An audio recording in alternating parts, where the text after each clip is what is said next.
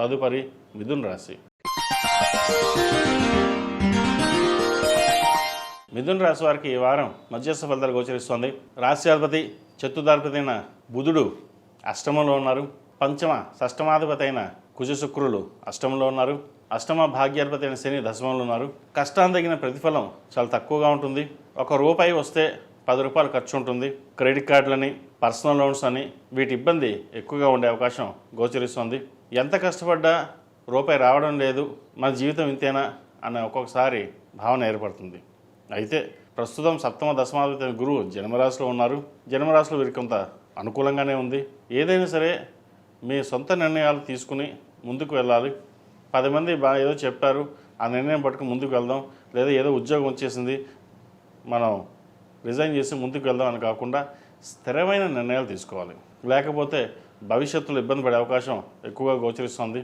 అదేవిధంగా ఎప్పటి నుంచో ఇన్వెస్ట్మెంట్ చేద్దాం, లేదా ఒక స్థలం కానీ ఇల్లు కానీ కొనాలనుకుంటారు. అవన్నీ ప్రయత్నాలు ఉంటాయి, కానీ చివరి నిమిషం వచ్చేసరికి ఏదో పోస్ట్పోన్ అవ్వడము, లేదంటే ఆ ఉన్న ధనాన్ని ఇంకో చోట ఖర్చు పెట్టడం, ఇటువంటివి జరుగుతుంటాయి.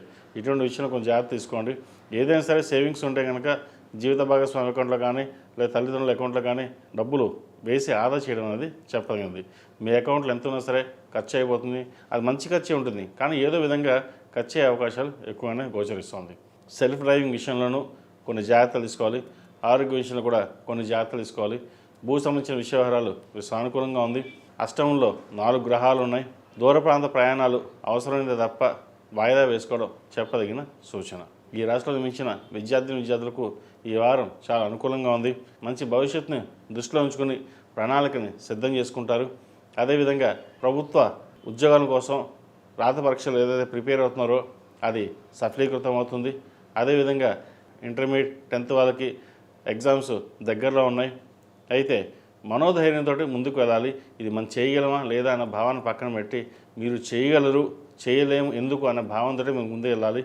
దానికి ప్రతిరోజు ప్రతినిత్యం దక్షిణామూర్తి స్తోత్రాన్ని పఠించండి, లేదా గణపతి గకాక అష్టోత్తరం పఠించడం వల్ల మేధాశక్తి పెరుగుతుంది. మేధా దక్షిణామూర్తి రూపం మెడలో వేసుకోండి, మంచి ఫలితాలు సంప్రాప్తిస్తాయి. విదేశీ సంబంధించిన వ్యవహారాలు సానుకూలంగా ఉంది. వ్యవహారానికి ఏదైనా సరే తల్లిదండ్రుల సహాయ సహకారాలు లేదా వాళ్ళతో డిస్కషన్ చేసిన తర్వాతే ముందుకు వెళ్ళండి. లేకపోతే చిన్న ఇబ్బందులు ఉండే అవకాశం గోచరిస్తుంది. ఈ రాశిలో జన్మించిన స్త్రీలకు వృత్తి ఉద్యోగాల పరంగా, వ్యాపార పరంగా సానుకూలమైన పరిస్థితులు గోచరిస్తుంది. అయితే వ్యాపారంలో రాబడి కంటే ఖర్చు అధికంగా ఉంటుంది. వచ్చిన రూపాయిని ఎలా సర్దుబాటు చేయాలి, ఇటు అప్పులు తీర్చడమా, లేదంటే శాలరీస్ ఇవ్వడమా, లేదంటే ఇంట్రెస్టులు కట్టడం, ఈ మీమాంసలు ఎక్కువగా ఉంటారు.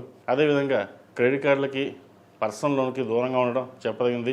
ఎవరో డబ్బులు ఇస్తున్నారు, ముందు తీసేసుకుని అప్పు తీర్చేదన్న భావన కాకుండా మీరు ఎంత కఠినమైన నిర్ణయాలు తీసుకుంటే భవిష్యత్ అంత బాగుంటుంది. మీకోసం మీరు ఖర్చు పెట్టుకోరు, 10 మంది కోసం మీరు ఖర్చు పెడతారు, కానీ ఎంతవరకు అవసరమో అంతవరకే ఖర్చు పెట్టాలి. సంతానం సంబంధించిన వ్యవహారాలు చక్కగా ఉంది.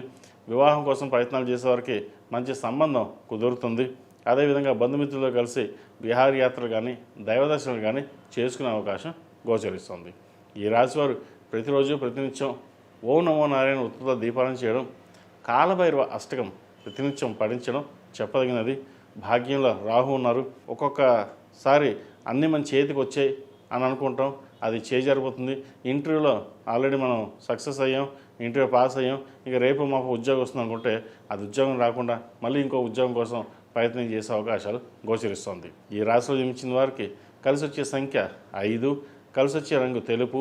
ఏదైనా పని మీద బయటికి వెళ్ళినప్పుడు బుధవారం కానీ శనివారం కానీ వెళ్ళండి, మంచి ఫలితాలు సంప్రాప్తిస్తాయి. ఈ రాశివారు ప్రతిరోజు ప్రతినిత్యం జిల్లేడు ఒత్తులతో దీపారాధన చేయడం చెప్పదగినది.